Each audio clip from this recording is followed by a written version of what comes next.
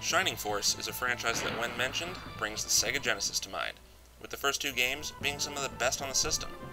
So when Shining Force 3, developed by Camelot, was released on the Saturn, fans were ecstatic. Until they realized they couldn't see the true ending until they played through Scenario 2 and 3, which had never made it out of Japan.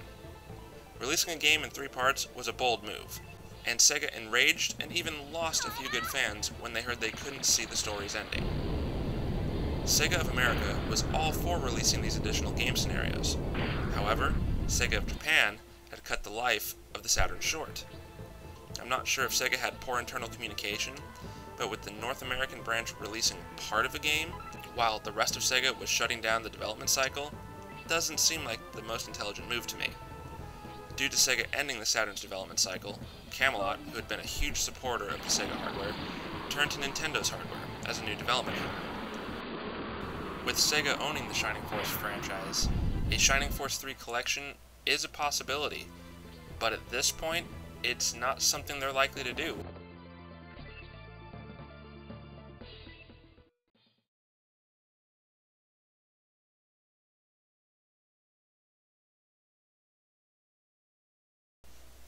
The first Dragon Force was well received by just about every game critic in the US, with players controlling one character on the battlefield that can issue orders and fight if needed. So why didn't the sequel make it to the States? Well, you can thank Ark the Lad. Victor Ireland, president and founder of Working Designs, was localizing games for both the PlayStation and Saturn. When Ireland approached the Sony Computer Entertainment of America president Bernie Stolar about bringing Ark the Lad to the US, Stolar straight refused, saying, "RPGs are not the future." This more or less started a feud between the two, and for a time, Working Designs was only localizing Saturn games. Until Stolar left Sony and started working at Sega. When Stolar moved to Sega, Ireland went back to Sony to try and get the rights to Ark the Lad. This time, he was successful. Once those rights were acquired, Ireland put all his focus on PlayStation product and ceased all work on Saturn games. Since Working Designs had the rights to Dragon Force, and they weren't working on Saturn anymore, Dragon Force 2 would never see Western shores.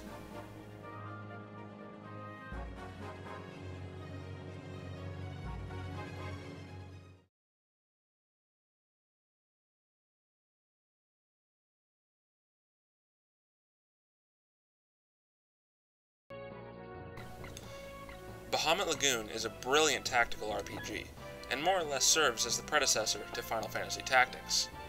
The movement and actions are on a grid with a top-down view, each moving unit consisting of up to 4 characters as they would in a traditional RPG. Your dragons can be given items outside of battle to heal them or increase their stats. They are also linked to individual characters. In battle, the dragons can be called upon to maneuver the grid and perform unique abilities and attacks. Square had full intention of localizing this game, so much so that they advertised it in Nintendo Power. Ultimately, the game never saw production in the US, as it came out at the end of the SNES lifespan in Japan. With the PlayStation having been out a year in the US, 2 years in Japan, the Nintendo 64 right around the corner, and translation taking any number of months, many people would have already forgotten or gotten rid of the 16-bit system to make room for the state-of-the-art 32-bit console. That all being said, canceling this localization was sadly, financially, justifiable.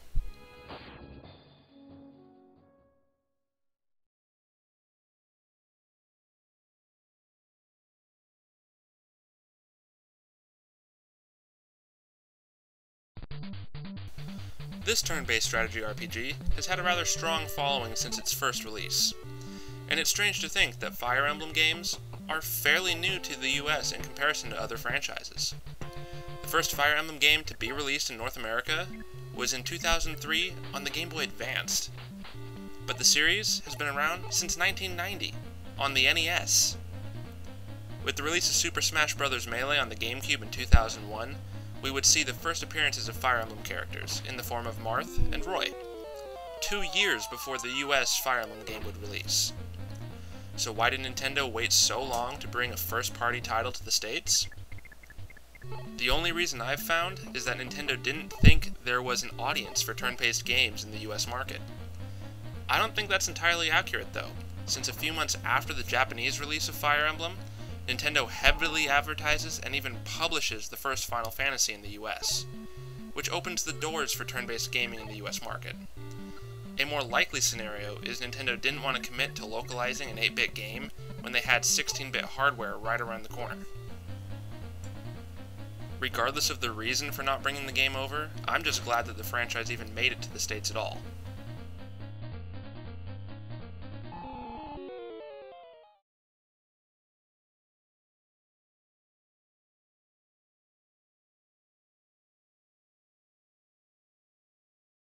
Watch out.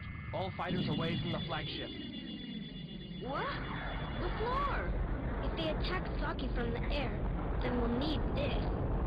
What the? Sinan Punishment is an awesome sci-fi shooter for the N64, developed by Treasure, known in the US for the Sega Genesis exclusive Gunstar Heroes. This game had absolutely no reason whatsoever for not being released in the US. As you could probably tell, the entire game was fully voiced in English. Every character that speaks does so in English from the very beginning to the very end. This could have been a sign that the game was in fact planned for a US release, but I can't find anything concrete that says so. If the English was just a creative decision in Japan, then unlike a lot of games that do make it over to the States, this one would not have needed any translation, with the exception of maybe the menu options. So why not release it? The only theory as to why this game was not released in the US is that Nintendo's newest hardware had been announced. However, this is a rather weak theory, as the system was only announced, not released, so the N64 was still relevant. There are a number of ways in which you can play this game now, the easiest of which being hook up your Wii to the internet and simply download it. It is available on the Wii Virtual Console. The other method is, of course, to purchase it on eBay or Amazon or whichever venue you prefer, and switching the back of the cartridge with that of any US card. You call to his heart. Tell him everything. Thoughts, memories, hopes, dreams. As long as he wants to be with you, he can accept his humanity.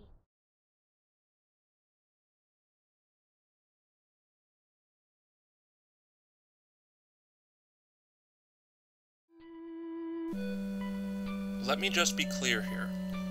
I'm not one of those uber fanboys who thinks Earthbound is the greatest game ever conceived, but it was still a great game, and one of the most poorly treated games in the international markets. The Earthbound we received was not the Earthbound first promised by Nintendo. What the US received was a localization of a Super Nintendo game in Japan called Mother 2. However, originally, Earthbound was the title for the first game in the series, a turn-based RPG that takes place in present-day USA. So it makes sense that we would receive an English version of the game, right? Well, Mother was released in 1989 in Japan, and localization was finished and ready to go in early to mid-1991. Completely done. Packaging was ready for production, advertising was prepped. Nintendo later deemed that the game would be unprofitable, most likely because of the release of the Super Nintendo. This would make sense from a business standpoint, but the system hadn't been out a year before they scrapped the release. And I'm not convinced they sold enough Super Nintendos for that to be the case. If they thought people were going to move on to the new system, why not cancel the game before the translation was complete? Ultimately, Nintendo decided to cut their losses altogether and put all their focus on Super Nintendo product. Luckily, we did end up with Mother 2, which inherited the original project's name of Earthbound.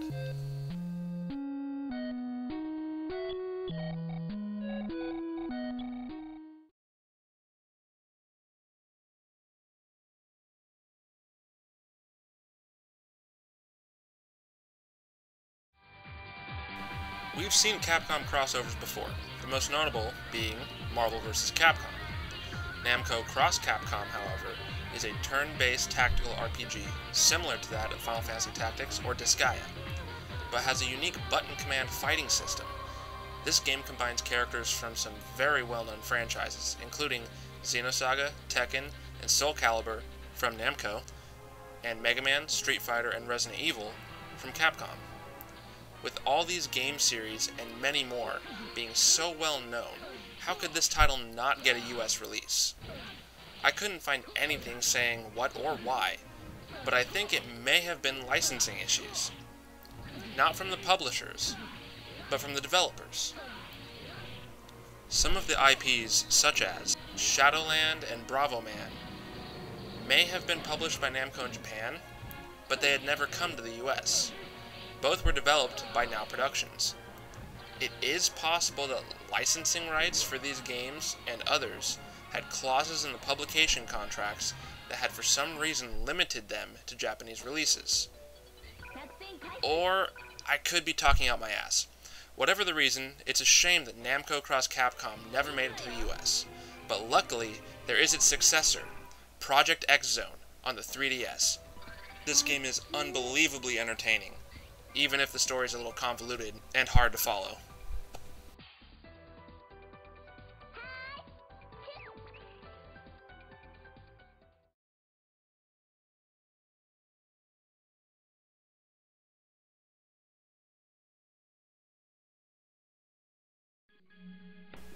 This title may seem familiar, and some of you may be thinking, well, Persona 2 was released in the US! And you'd be right. Partially. Persona 2 was actually 2 games, and we only received one. The game we received was Persona 2 Eternal Punishment, the second of the 2 games. Innocent Sin was a direct sequel to Persona Revelations, taking place 3 years later. Eternal Punishment took place a few months after the events of Innocent Sin, and was a significantly different game in terms of story and plot, taking place in a parallel dimension with greatly altered events, including the relationships between characters, and by that I mean none of them knew each other. Now, why would Atlus bring us half of the sequel to the inspiringly unique Persona? The answer is subject matter. Innocent Sin had a fair amount of controversial content for the time.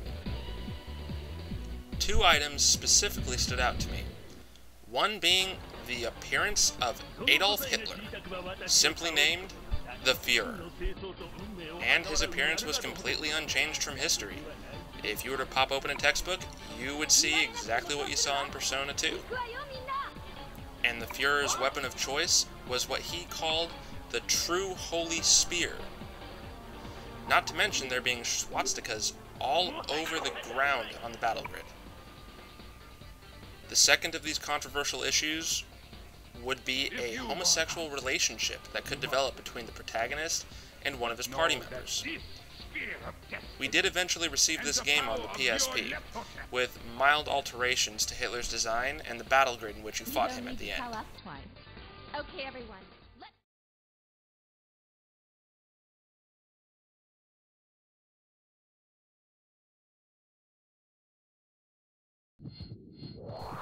I'm not a big fan of fighting games, and the only one I somewhat regularly play is Soul Calibur, with a hint of Tekken here and there. But I've always had a soft spot for Tobal No. 1, on the PlayStation 1. This franchise had great promise, with the game's design assisted by Seiichi Ishii, I think that's how you pronounce it, who is best known for his works on Virtua Fighter and Tekken, and character designs by Akira Toriyama, known for his work on the Dragon Ball universe. Published by Square, Tobal No. 1 did not sell very well in the US. When it was released in 1996, it came bundled with a playable demo of Final Fantasy VII, and Square believes, or at least they did believe, that this is the reason why the game made any sales at all. And they didn't think the sequel would be a success in the US. So Square decided to pull the plug on the localization that was in progress. Tobal No. 2 improved on everything the first game had right, and corrected what little was done wrong, and even boasted a massive roster of 200 playable characters. Yes, a fairly large number of these were probably recolors, but no other game I can think of has ever had this many playable characters. Or chocobos. It's too bad a game with creative design from masterminds behind Tekken and Dragon Ball didn't take off in the US, because Tabal is a contender in its genre.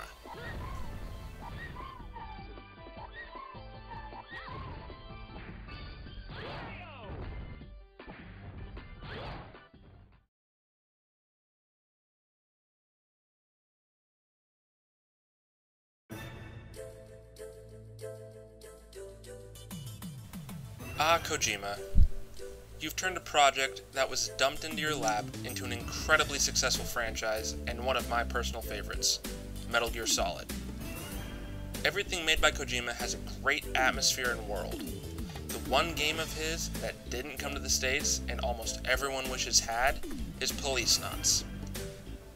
A text-based detective adventure with light gun segments similar to Snatcher. Policenauts is a game that clearly shows Kojima wanted to work in film. With well-crafted animated cutscenes, tons of voice work, a great story, and release on 4 different systems, it is considered Kojima's lost masterpiece by US fans. But why did North America miss out on the game that was visually referenced and teased in Metal Gear Solid? The reason doesn't seem important by today's standards, but back in the 90s, there would have been plenty of complaints. Localization for the Saturn version was underway, but was cancelled because the team was unable to get English dialogue to sync up with the characters in the cutscenes. With so much vocal work and a fair amount of the game feeling more like a movie, not unlike Metal Gear Solid, it wasn't certain how well the West would receive the game, with audible language being in Japanese. With how many Metal Gear Solid games are out there at this point, it'd be nice if Kojima would go back and work on some of his older franchises like Policenauts and Snatcher. I truly believe Kojima could revitalize the adventure genre if he would go back and touch on some of his older IPs. Snatcher is one of my personal favorite Sega CD games.